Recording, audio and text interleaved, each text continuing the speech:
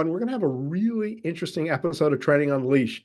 First, on behalf of the Learning Network, I want to thank you for being here. I also want to thank our sponsors, C-Suite TV and C-Suite Radio. Without you, I wouldn't have a show. I have Bryan Schwartz with me today, 5-year NFL veteran.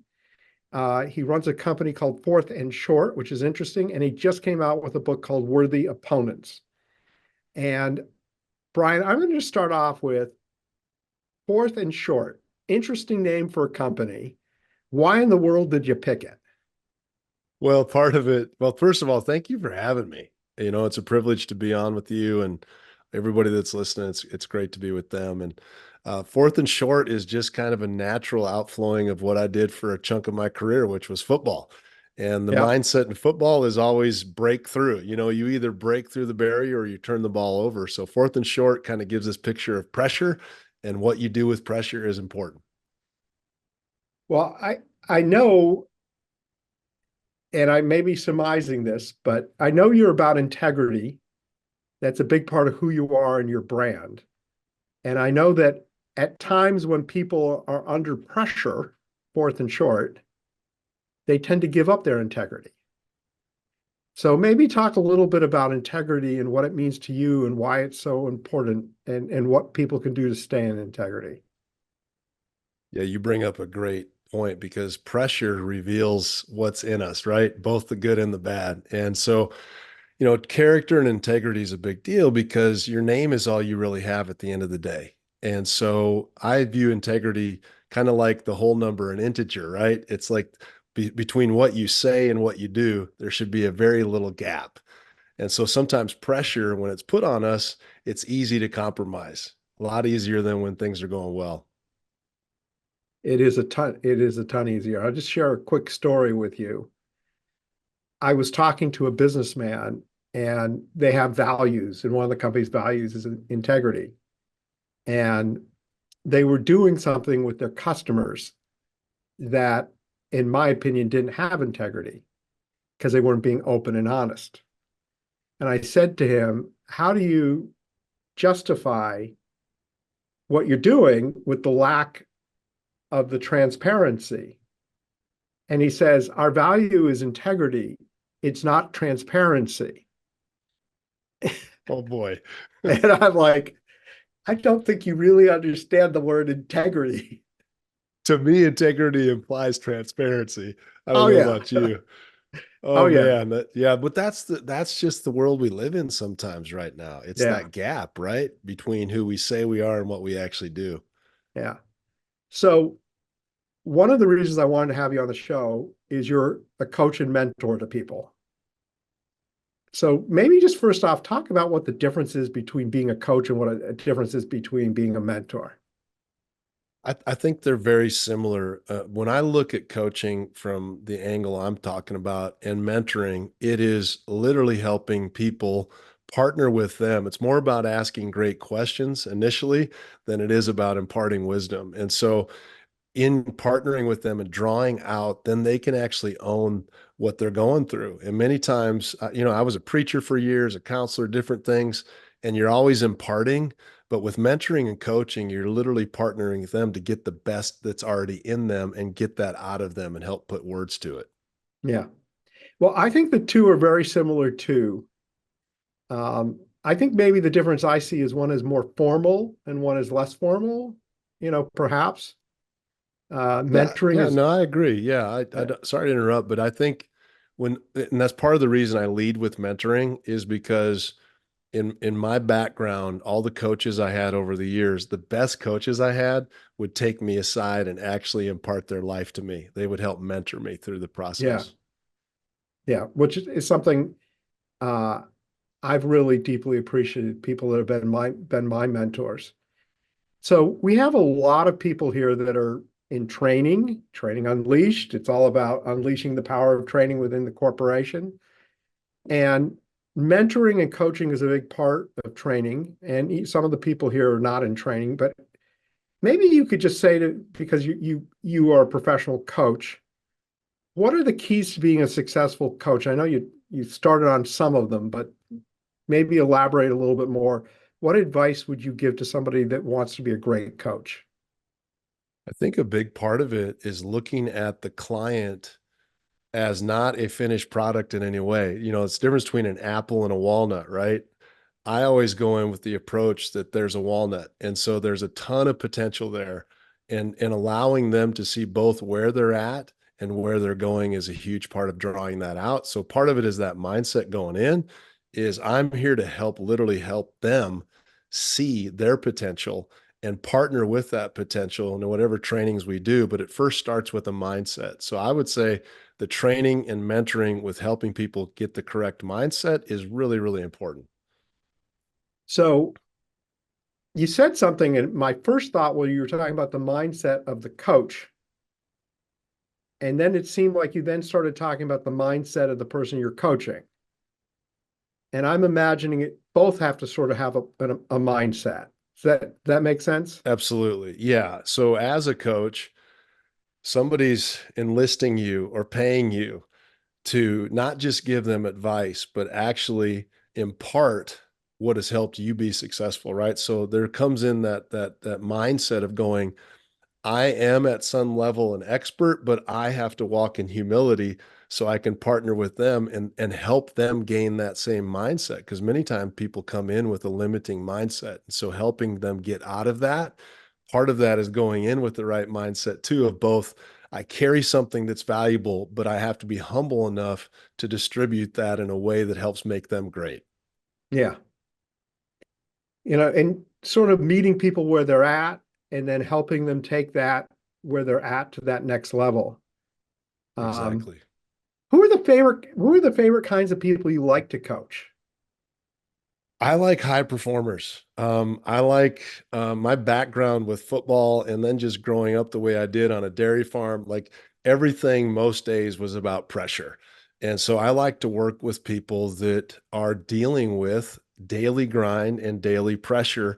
And if they don't find a way to not just manage that, but partner with it and see it as a privilege, I like partnering with people that are all about getting after it and getting in the grind and performing because performance is a big part of this thing, but yet not losing their true identity and understanding there's a difference between their performance and who they are.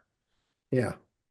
What I find is the people that are looking for coaching are the ones that need it the least because they're a high performer, but they have that desire to keep going to that next level, to the next level, to the next level.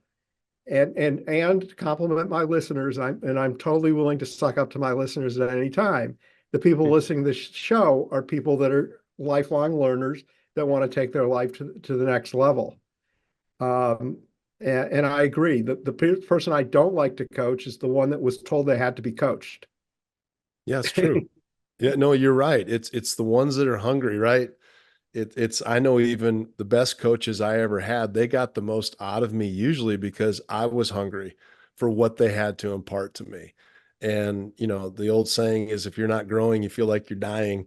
There's a group out there that are hungry and thirsty, want to grow, want to develop, but it's a reciprocal process. It's a lot easier to give away when somebody actually is dry and hungry for that.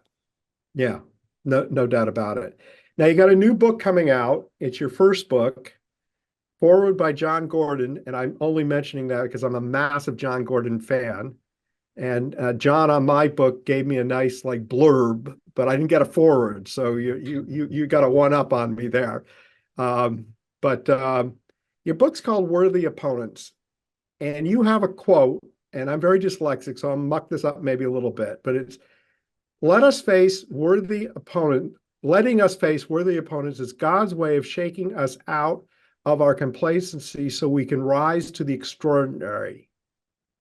And I love the quote, but I thought maybe you could just maybe personalize it. And I know that God is an important part of your life, and that's part of who you are. And I think it'd be great for our audience to understand how God has motivated you and made an impact on your life.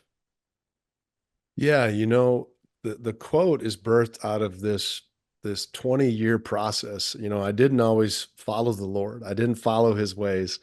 And then at the end of my rookie season with the Jaguars, I had everything. I had money, I had power, I had privilege, I had all this, everything the world said to aim for, but I found myself in the areas that mattered most. I felt bankrupt, and that made me feel helpless. And so the pressure I was feeling just compiled and complicated that.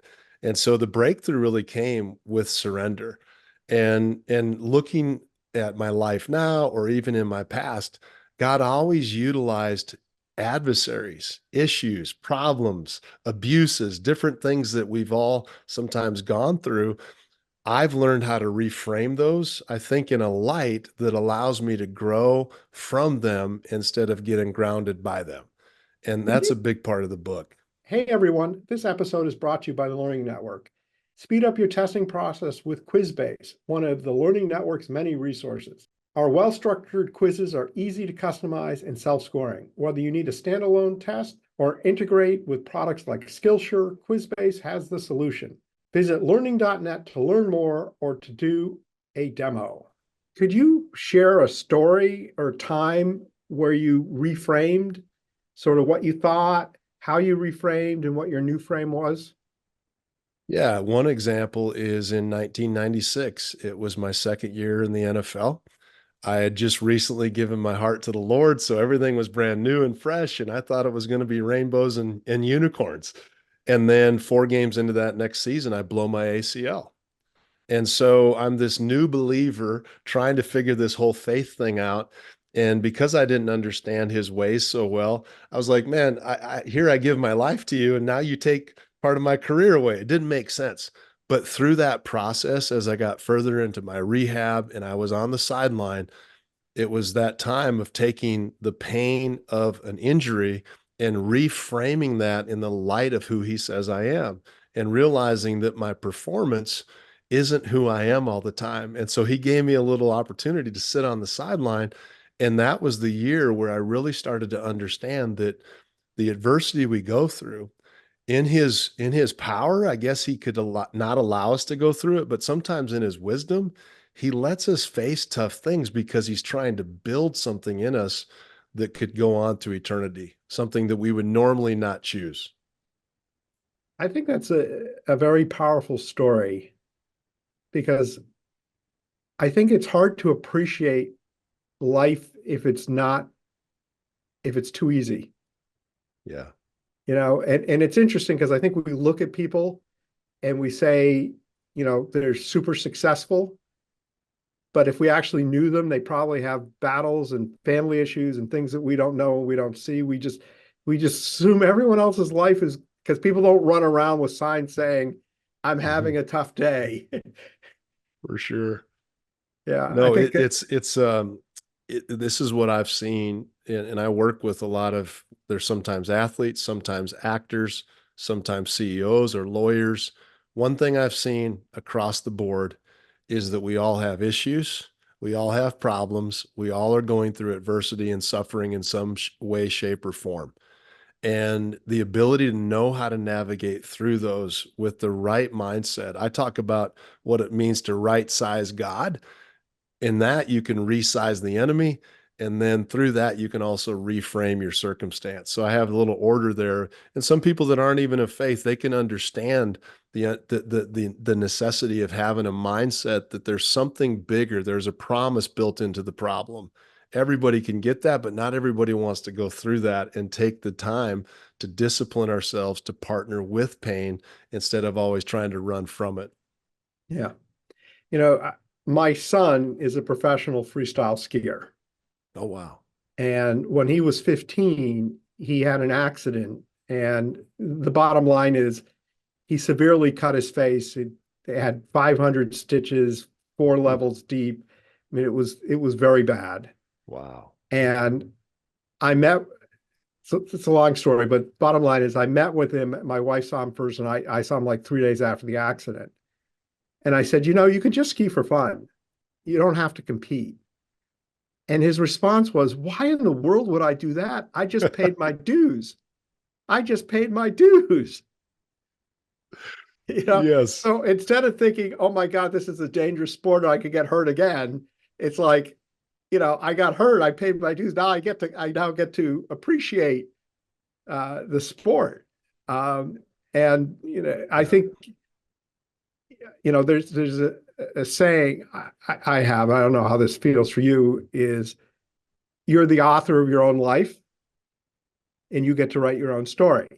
Hmm. So you get to interpret what happens, Exactly. and you can interpret it as woe as me, or Yeah. you can interpret it in a victorious way. Does that make sense to you? It makes I agree 100%. I would maybe in my own lingo go that I partner with God and we're writing this story together.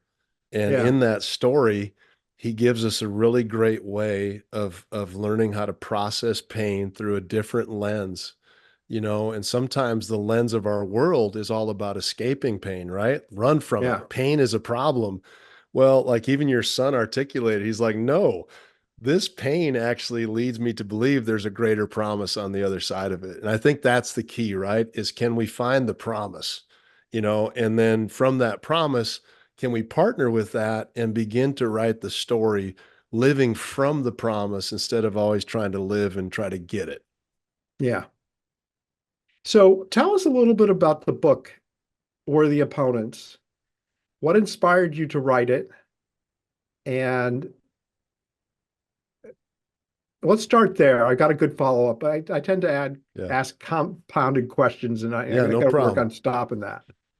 What inspired it was this sense I had at the beginning of 2022 that the information and the knowledge that I'd been given over all these years, I had a responsibility to help people and share that with people. So that was the heart of going, I know what it's like to face high pressure situations, face adversity. Can I help people come to this place in their own lives where they are willing to not just face it, but grow through it? It's one thing to go through it, but it's another thing to keep growing through it. And so, in my life at the time where I got the inspiration of the book, I was on a plane ride. There was turbulence on the flight. Yeah, I was heading to Texas, and it was kind of the picture of my life at that point. I was in a season of transition. There seemed to be chaos. Family was doing fine, but I was trying to figure out next steps with my career and job. So there was just turbulence in my life. And went to a scripture in Judges chapter 3, and the basically says this: there was a generation now that did not know how to fight, and they had not been trained for war. And so God does something nuts. He intentionally leaves five hostile nations that they would have to face because he knew without that they wouldn't grow and develop and ultimately represent him well. yeah.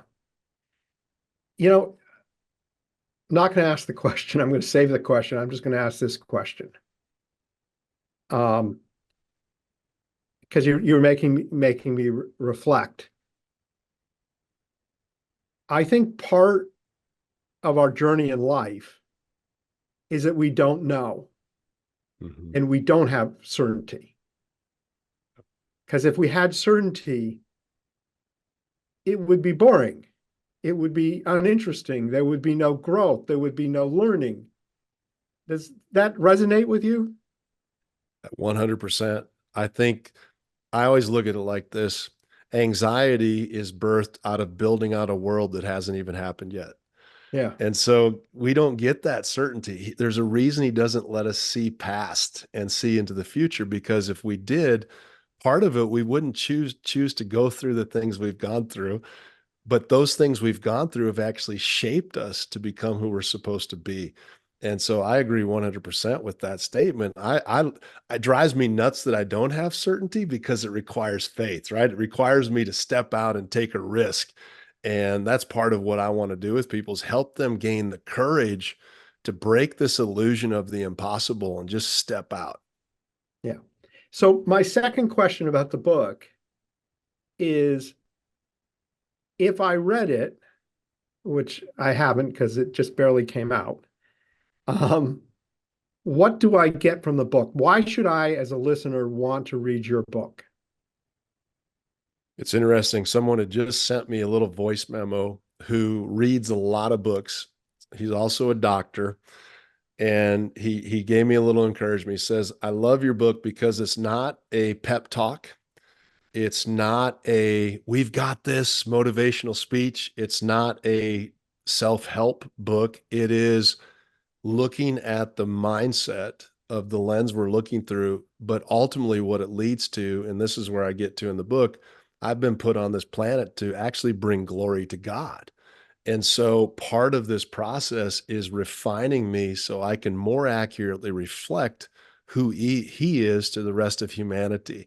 And so if someone is not only in need of growing in their ability to face adversity, but also knows there's more to their life than just a paycheck and getting a bunch of fame, there's actually something that we could leave behind, a legacy. And ultimately, I want people to not just master the mindset it takes, but to also understand the bigger picture, man. We've been placed on this planet with an assignment, and that is to help humanity. But also, for me personally, if I'm going to claim to walk with God, I want to do my best to reflect who I believe He is and say He is. And that brings a responsibility. So part of it is practical. How do you face adversity? But ultimately, that adversity, if not framed with the promise, man, this brings glory to Him and it helps impact humanity. That's the main goal. Wow, sounds like a really fascinating book. So, Bryan, you're an interesting person, but you have another business, Fourth and Short. I know you do mentoring and coaching. Don't I'm sure the listeners are very interesting. What does your business do and who are your best clients? Yeah, so best clients, like I said at one point, is usually high performing, high earning individuals. They don't, I don't put a limit on that, but usually those are the people that get the most out of what I offer. And what I offer is part of it is mindset, because I'm convinced if you have a certain mindset, you start developing a methodology, or what I use the word skill set. So it's helping people understand and have the right mindset, but then from that mindset, start developing a skill set that moves beyond just coping and survival into the place of true development. And then ultimately, the goal is, right, I want to be an asset everywhere I'm at, whether I'm a CEO, a boss in my community. How do I actually become an asset? So it's kind of taking them through that process. And I've got I usually do 3 words, and one is right sizing the promise, resizing the problem, and then reframing the pressure. Like, how do we Say do that that? again. Yeah, right sizing the promise, Okay. resizing the So right problem. sizing is framing it in a Yeah, so edible. yeah, like the promise has to be bigger than your problems you're going to face, right? Yeah. So if you can right size the promise, so take marriage, if there's a promise of this type of marriage, then that promise has to be bigger than the problems I'm facing in my marriage, right? Yeah. Because there's a promise attached to that. And usually it's in that order. If I can get the promise right, then I can start developing the right ability to resize the problem. Now my problems fit under this promise, and then if I can do that, I can also start reframing the daily grind, reframing the pressure that, because most leaders, most husbands, most wives, most parents, most coaches, their leadership issues aren't talent issues usually, they're capacity issues. They've reached a certain capacity and now they need to break through that next level of capacity. And that's what I try to help them with. Well, that's fantastic. How do people reach you? They can reach out to me on Instagram, BL Schwartz there. I've got a website, bryanlschwartz.com. That's with a Y and a middle initial L.com. Those are probably the 2 easiest. I'm also on LinkedIn as well. And yeah, they can reach me that way. So Schwartz is pretty easy to spell, which I think is interesting, but we've all seen Spaceballs. But just so everyone knows, Bryan is Bryan. Just B R want to Y A N L, like for my website, BRYANLSCHWARTZ.com. excellent. So, Bryan, we always end the show with if you had one tip to share with the audience, what would that tip be? Stay grounded in the present. You can't Ooh, worry. Yeah, because if you're not present, you're missing not only the opportunity, but you're also missing the opportunity impact. And I always say, man, if you're trapped in the future, that's anxiety. If you're trapped in the past, it's usually depression. And so, how can we stay present? well, that's fantastic. Thank you, Bryan, for being on the show. On behalf of the Learning Network, Bryan, thank you. Listeners, thank you very much. Again, thank you to my sponsors, C-Suite TV and C-Suite Radio. And also want to remind everybody, we now have a YouTube channel, Training Unleashed Network. Check it out. Everyone have a great day.